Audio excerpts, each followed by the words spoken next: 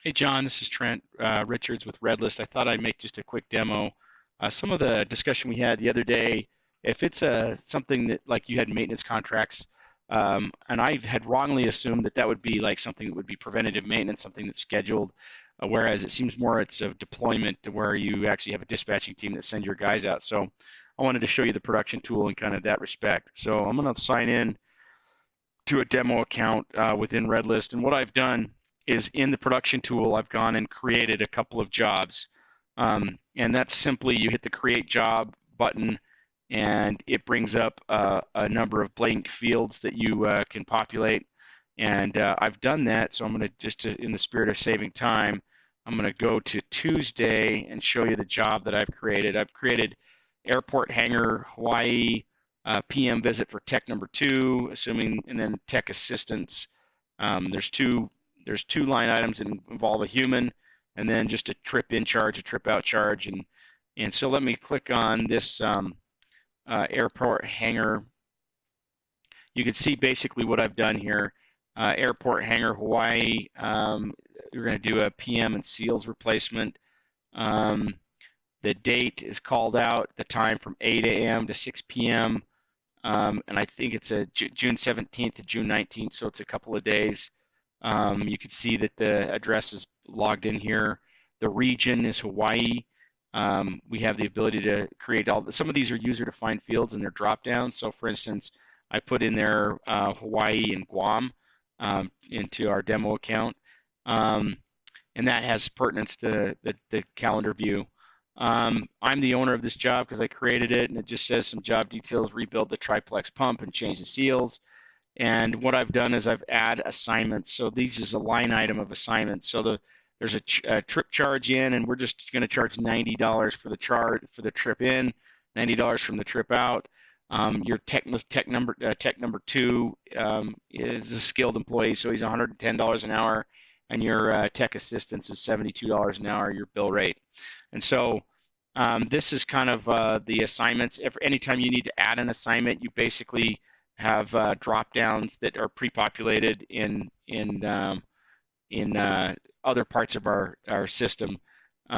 Anyway, so I've got these four items. If you wanted to, you could download a quote and specify what you wanted to show, and even put different additional information.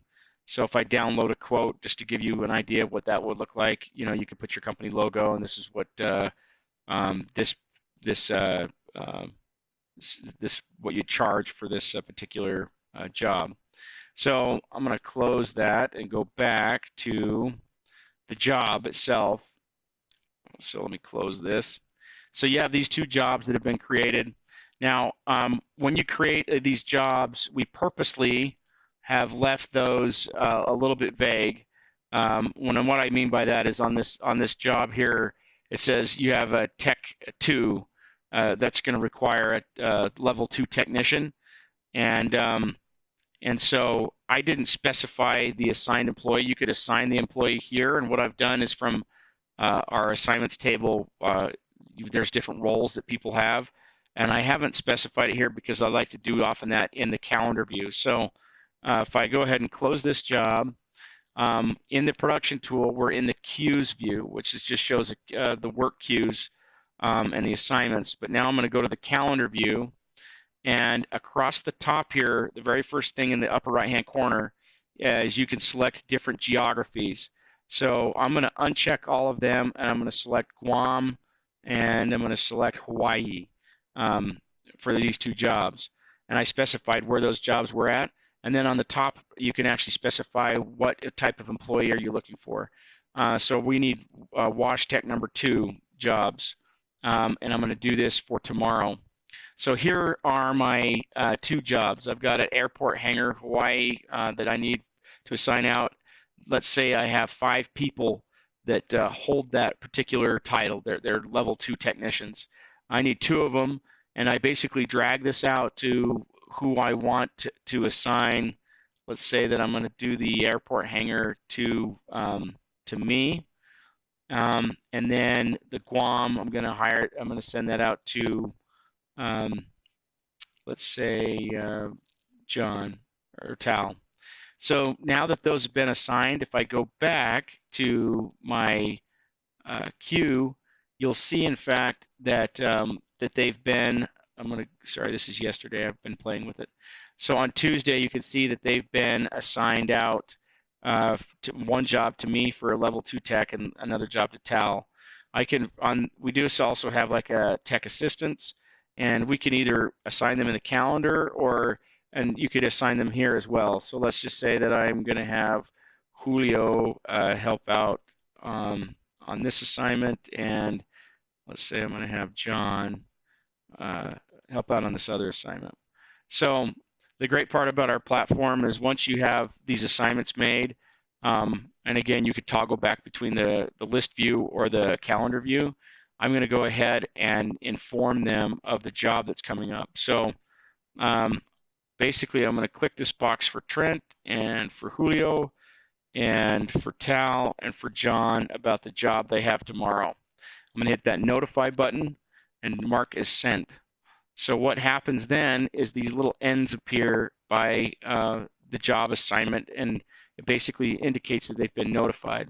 So because I'm on here as a level 2 technician, if I go to my email and force a send and receive here, sorry, I probably should have refreshed it. I should have an email. And sure enough, I got an email, and also I have a text message that came into my phone. So here's my email, and here's the details of that email. Basically, it says it's a PM tech visit. When's the start time, the ending time, what location, which is hyperlinked with a Google Maps, and so you can actually have that go to a specific location. This is a bogus address, obviously, so it's not going to go anywhere. But a phone number is there. And then also on my text message, it says you've got an email. Check your email for details for a preventative maintenance visit at the airport hangar in Hawaii. So the notification, once I go back to the RedList app, and I'm going to refresh this, it should, at least on mine, indicate that I've opened that email because we have an opening, and sure enough, it says O, which means of the people you've informed about their jobs for tomorrow, one of those has opened and viewed the email. So very simple. Let's say that I now complete this job. So once I complete the job, I'm going to go ahead and complete this Hawaii job. And let's say I'm the production manager or the foreman on the job. I can go to the production tool and look at the service tickets that are outstanding. And I'm going to look for the Hawaii hangar job. And basically this is what I can actually give the customer to sign. And we have we have a trip in, and you could kind of basically get these more formalized. Let's say it took me 9 hours instead of 8 hours, and so both me and my colleague were there for 9 hours, and I can ask the person to sign this. So I basically said we were on the job for an extra hour. And you could have attach a picture of the completed job if you want to, and then you just simply hit finalize selected. And then this is where the customer will sign their name. So I think it was Delbert Jensen, and Delbert can then sign off that he approves of the work that was completed and submit this. So once that's submitted, you can actually say that I'm going to share that with, let's say I'm going to share it with my manager, but I'm going to just share it with me just because I got to actually put both Trents on there. Or I could send it to, if you have somebody that's like a dispatcher or the accounting and they have a role, you can actually share it with a particular role.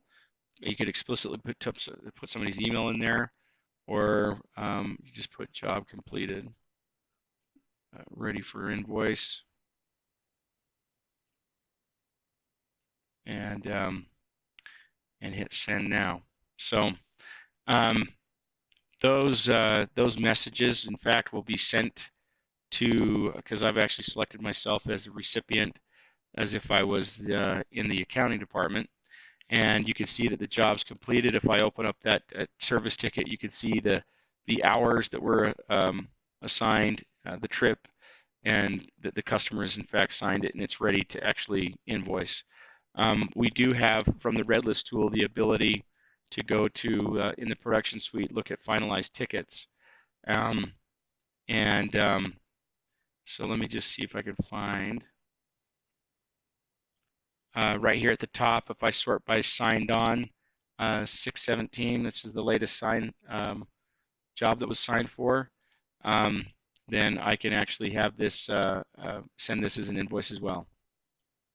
The other great part about our software is from once these have been, the service ticket is complete, if you go to the production queue um, and look at the job, you can see that there's a little C that says it's completed.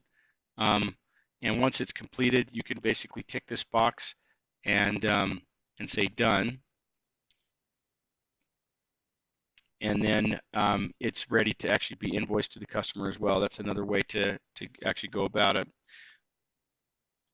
Once everything's been completed, if you go to the invoice section here, I'm going to have to filter by Hawaii. You can see that this is the job that we just completed. If I tick this box and click invoice, then invoice will actually be sent to whoever you've specified in the account as the recipient of an invoice.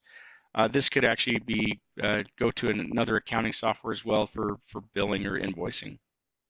Once the job has been invoiced, if I go back to the day queue and look at the day queue, there's a little dollar sign that indicates that it's been sent off for invoicing. So again, the notification means that you send notification. O means that it's been opened. A C, once it's completed, shows that it's been completed, and a dollar sign indicates when it's been sent off for invoicing. So that's how you'd get from both from a scheduler to payment in the RedList system for our productivity tool. Again, our reliability tool is for instances where you have preventative maintenance. Instead of like being dispatched or scheduled, it might be more of like we have a particular route. So if you do a route, like this might be, for instance, some of the routes we have in here is a route for a monthly greasing route or a monthly lubrication route. There's lots of routes that might be multiple tasks. Like this is 7 total tasks, 1.7 hours. If you open that up, you can see you know what to actually what sort of equipment you need to be maintaining. So that can be, I think that it might be interesting to have a look at both of these suites in terms of what would be the most effective for planning and scheduling your maintenance. Thanks for listening in. Apologize for the length of the video, but look forward to working with you.